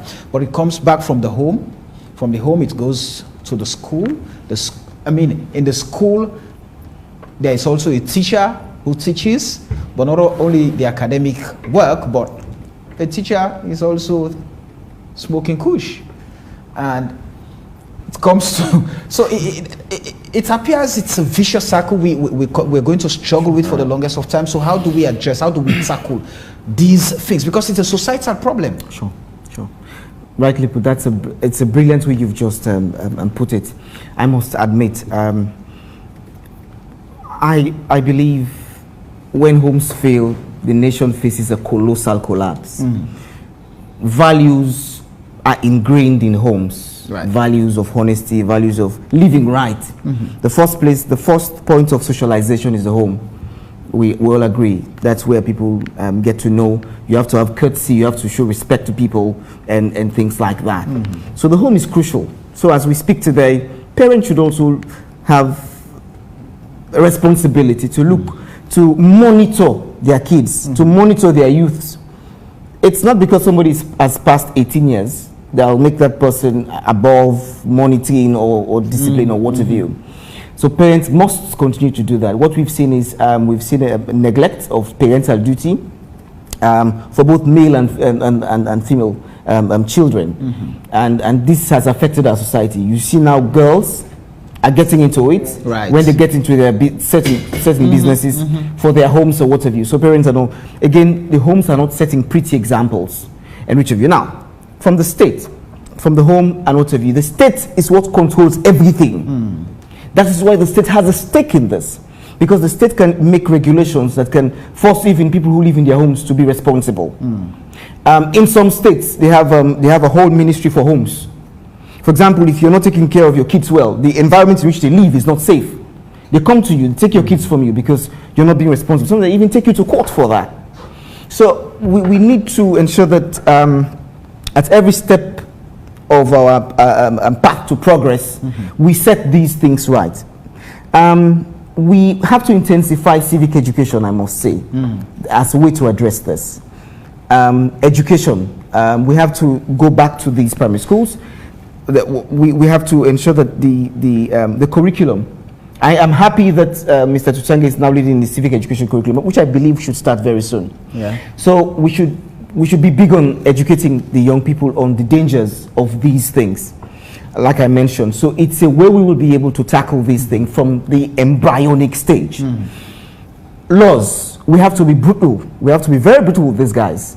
We have to be radical. The ceremony we want, we don't have to just pump up these wrongs and play politics around it. And this is why when I come here, I'm passionate about it, because it's not just about me. It's not just because I am here and maybe I'm fortunate. Maybe we have Obanje spirit. We were able to withstand the tramplings. We did not die. We did not give in to pressure. We did not give in to whatever society threw at us. But if we do not act, you and I will not be safe. The country will not be safe. Because as we see things keep going, we don't do the necessary engagement. I'm all entreating the minister too. The ceremony we believe engagement is crucial. We have to engage. Right. And this is why in the African Youth Month, I believe by this time, with all what is happening, we should have a plan for engagement. And it's crucial in the African Youth Month. Let us take steps. I don't just want to come here and speak blow grammar, speak Boku English, and we go back and our OCT no change. We want to foresee radical actions. The mandem way they make this thing happen, like the Dr. Frederick Lawson rightly said, we have to stop the importation. We have to find the people who import these things. We have to be strong on that. If they are friends, they are our colleague politicians, we're in the same party, we must tell them the truth. That what they are doing is inimical to the progress of the nation. When you destroy the nation's youth, there's nothing left. There's nothing left. Exactly. No, but you will not have quality accountant. The minister here is an accountant. So you will not have, imagine a doctor takes Kush. He goes to a theater to perform a surgery. Will you be safe? Now, even if it's not you or your father, your mother, or anybody close to you is in the hospital. This is a national emergency and we must act radically. We must ensure we do the necessary education and engagement. I must say we must be big on engagement. Like they always say, Sierra Leone, when something come up, few 2 days, 3 days, money, After that, man, don't forget. The fire brigade approach. Till the man and go back, continue for do the thing that they do. And with the manner in which things are panning, if we do not take radical action, if we do not see people being brought to the, because there are many rumors as to people who are bringing in this, bringing in that. So it's now left to the police and other people to ensure that they track them down. Let me only do that quickly. I have Tyson Conte on the line. Tyson, good evening and welcome to YV on Sunday. Yes, good evening, Samuel, and good evening to the panelists. Tyson, take us through the experience, the feeling you got when you investigated the issue of Kush. I think it was in 2021. And what did that bring out at the end of the documentary for the BBC Africa High? Samuel, the feeling I got when I was doing that film, and even after that, I think I am seeing all that I was thinking and I was feeling now. I would like to say I saw this coming. I saw it taking over the youth in this country. And if you see, even the title of my film will let you know that, yes, I saw this coming. Kush into the mad world. I saw Kush taking the people in this country into the mad world, and it was not only for those that are smoking the Kush, but it is for everyone, because it's madness. If you see what is happening now, it's madness, you know. But unfortunately, I believe Sierra Leoneans did not utilize that theme as much as they would love to, because I can tell you that I have many countries around the world, both in Africa and some countries in America like Trinidad and Tobago, using that theme to educate the people in their country, to make sure policymakers get their attention on drugs and on Kush. And I've been invited online interviews many times in out of Africa, or maybe places like Nigeria, Ghana, people and television stations calling me for interview to discuss about that theme and what was my experience. But this was not happening in Sierra Leone, and people will not use it. Tyson, just before we get into I mean, what would have been the impact in your own country? Let's first off try to establish, when you met those young people who were or are into the drugs, what did they tell you? What pushed them? What got them into taking drugs? So I would say all the people that I talk to, and I believe it, is that they don't all of a sudden jump into Kush. These are people that have been on drugs. Some have been on marijuana, and if you see the way drugs business is going on in this country, it's kind of like they look out for the new high every time. You know, that's why we are having drugs coming in and passing out. If you see, we have tramadol, it came in and it causes its own problem, and then it's passed out. Pampers and now Kush. It is because they have been on drugs, and so they are always looking for the new high.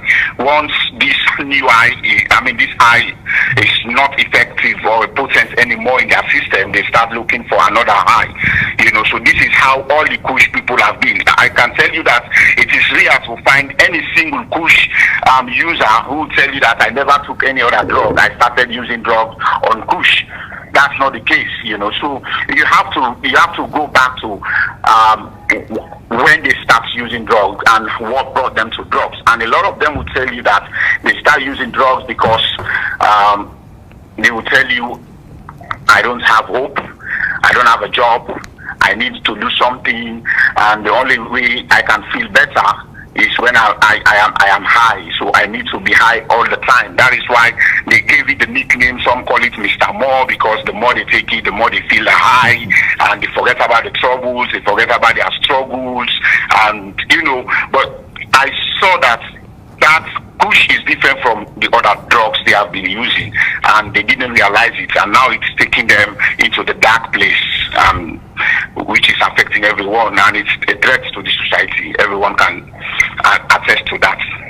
At this point, do you feel disappointed in the sense that when you raised the issue, especially after you had done that thorough investigation and put out the issue, it was not taken seriously or considered seriously by the state? I mean, every player?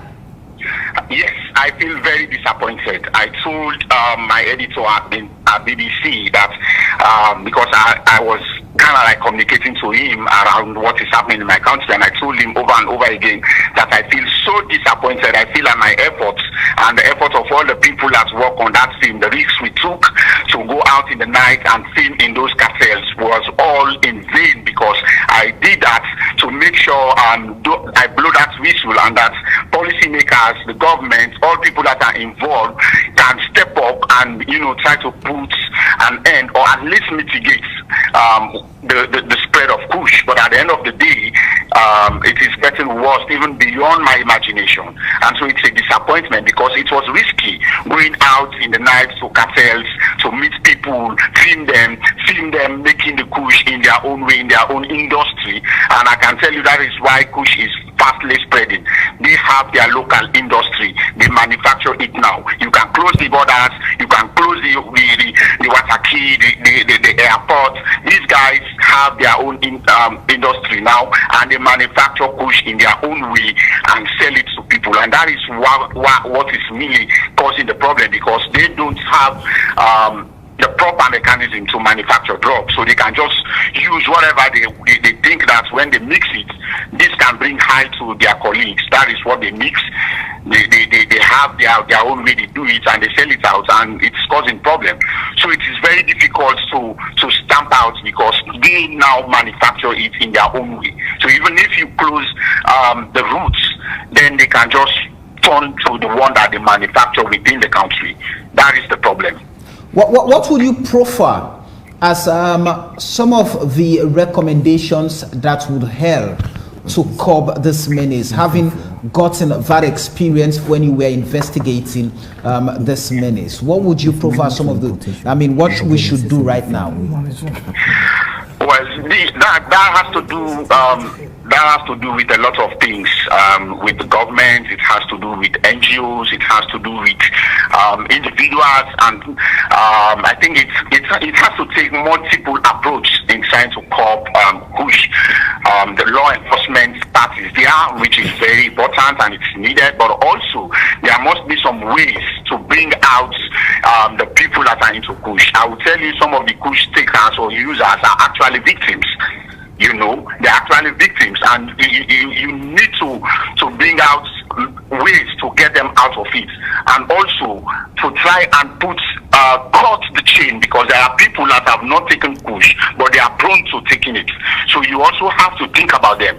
You can fight or try to do all the arrests to the ones that are selling, the ones that are taking out, but if you don't also cut the chain to the people that are prone to taking Kush, then you will have new Kush users, and the trend will continue. So for me, I think it's a multiple approach, not only thinking of the law enforcement part of it, but also think of conventional ways that you can try to get these people out of it, over the time, and also cut down the chain for the new people that will come to take Kush, not to have the access.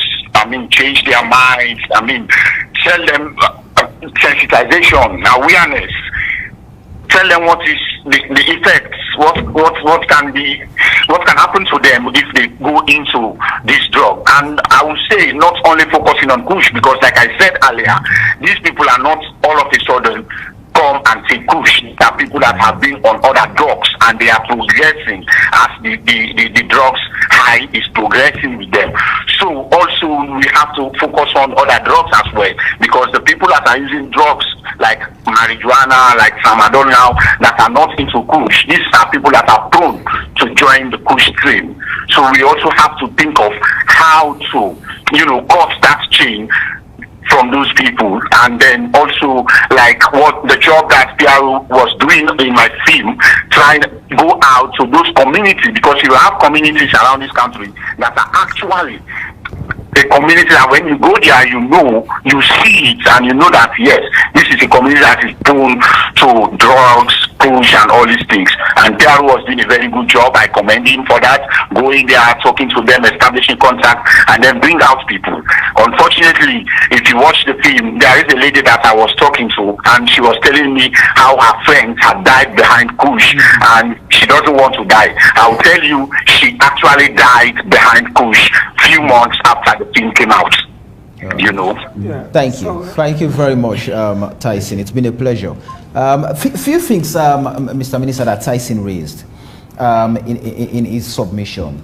how do we cut the supply chain? Yeah, Samuel, I commend Tyson here as per his documentary 2021, right? Yes.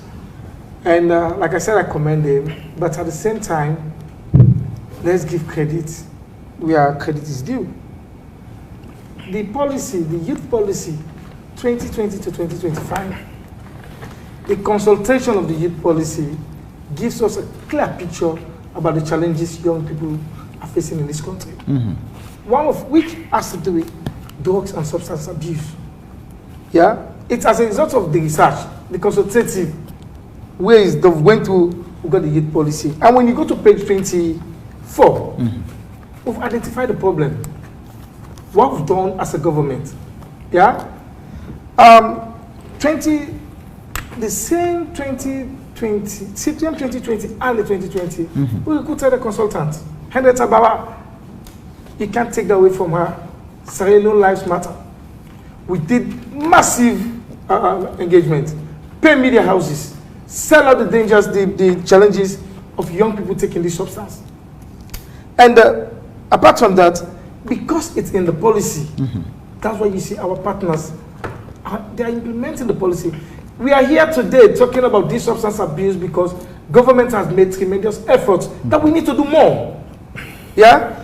It's as a result of that you have our partners doing that. Go to Caritas. Through the Youth at Risk report, Caritas has got huge funding doing this. Yeah? UNFPA, UNDP, Sierra Leone. These institutions, I'll tell you, I'll go through I've got a whole lot that we've supported to send the message. We've been doing our best. But what we are saying, this is just 2021, that video was released. Remember 2021, here International Youth Day, we brought young people that are university students that have been into drugs. It's because of the effort that we're making. When you look at that video, the AIV video, yes, young people are asked, how's Kush? They explain to you, it's because of the awareness raising we've done before. We know we need to do more. We know there are challenges. We know we've done our own, we are doing our own bit.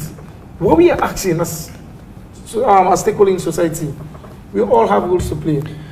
I always ask the media houses to change the message. Let's change the tone. How many media houses will write, you know your brothers are going down. Why can't you put the kite on the top page, stop taking Kush, stop abusing XYZ, and live long? Do we need to pay? Tell me we are on ad. You have a whole panel. We're talking about this for young people to know what we're supposed to do. So what we are asking here is that I listen to Tyson. I've watched the video. Go to places like, I share videos with you. Yeah. All African countries. You don't get a panel like this. It's because the awareness has been there since 2020, 2019, 2018. We've been pushing. What we are saying, you only see these videos today, it's because we've been selling out the wrong messages, yet society keep ignoring the things they're supposed to do. If we are doing our bit as a government, assuming that government has barely 20% to do, society, like my brother Mr. Mo was saying, in Sierra Leone, in his quote, he said, when society fails, he has his own ways. There's no We are saying, when the home fails, like he said, when the home fails, they tend to blame government. Why do you blame government for role that you're supposed to play? But Pekin, originally BLM. Now, bad papa, the born bad Pekin. You have the stories. So what we are saying, change those things, prepare your generation. If you fail to prepare your kids to become good citizens, trust me, when you are old, you don't have those responsible individuals to take care of you. And if you realize what we are going through today, yeah, trust me, the price you pay will be so huge. They made mention of, I had another message, government promised building on human capital. These are just components. Nobody will give me data to say you have 500 young people taking Kush. I want that data. But I will tell you amount of young people that are in school today, amount of young people that are going to university today, amount of young people that are doing TV today. There are challenges. And let's accept the fact that the youth bulge is here to stay. It's not like wave, COVID wave that comes after 5-6 months, 1 year, 2 years, that will go. We have 2/3 of the population is below 35. Let society focus on how do we recalibrate, reproduce, train these young people to become good citizens, like my brother is saying here. So what we are saying, it's a collective effort.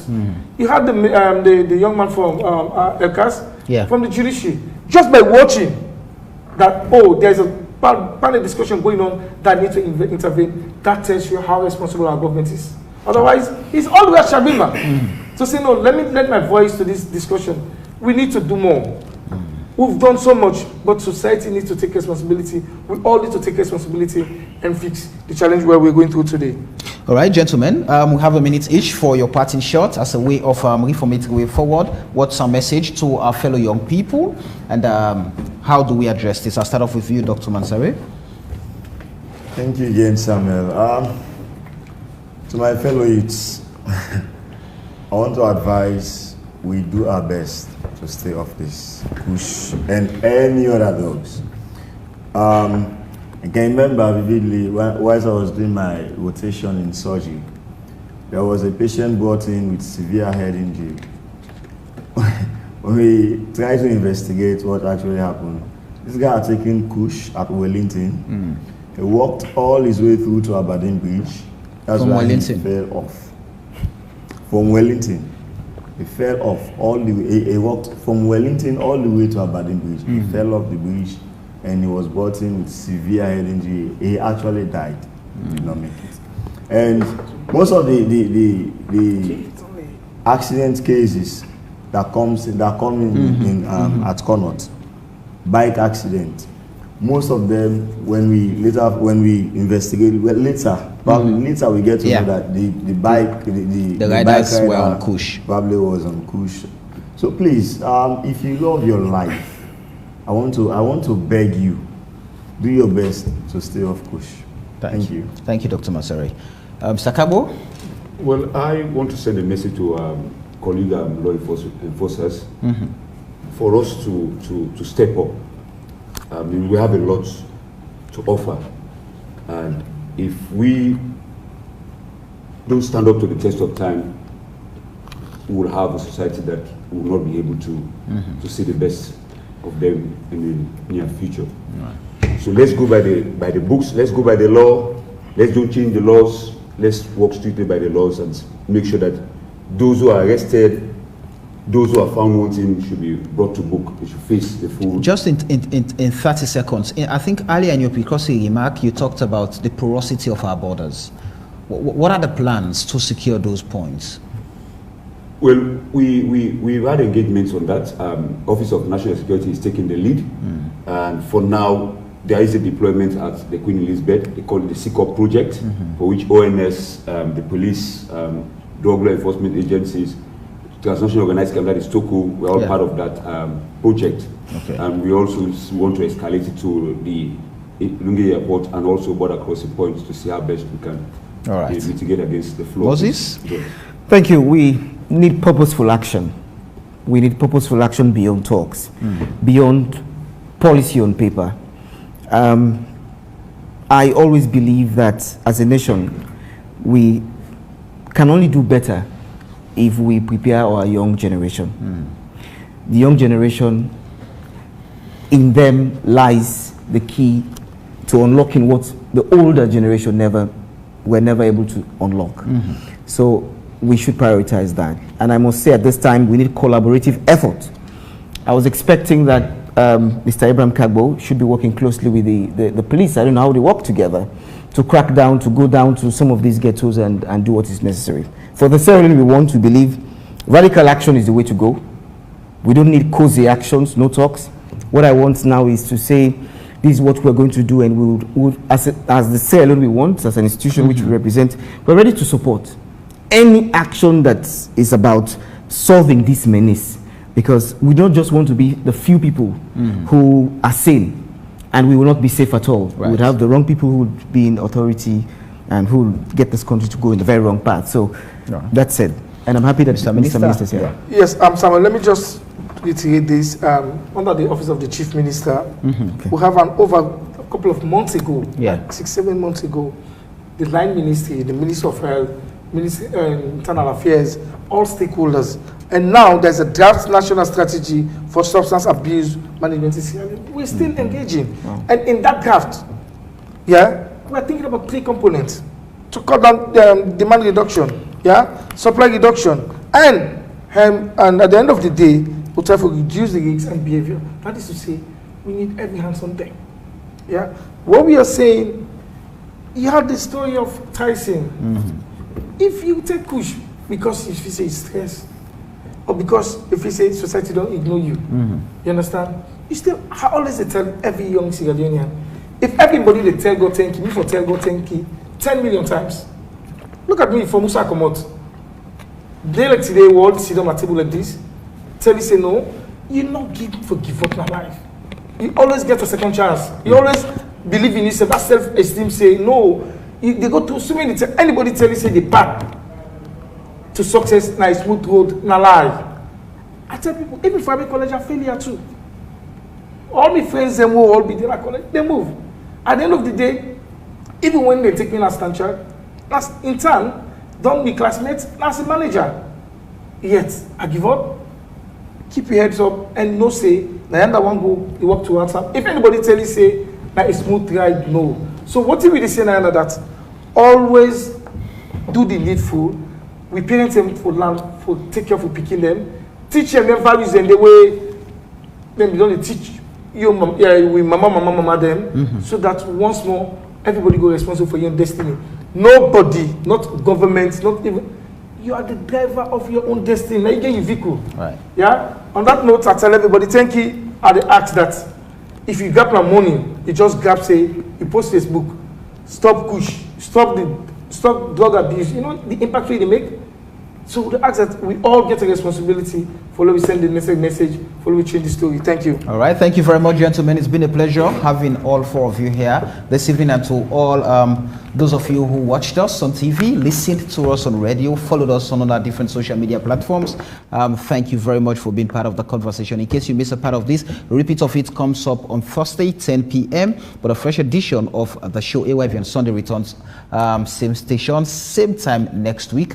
Until we meet again, the show has been AYV on Sunday. My name is Samuel Wives Bangura, and up next is our AYV Primetime News. Until then, take care of yourself and have a lovely night.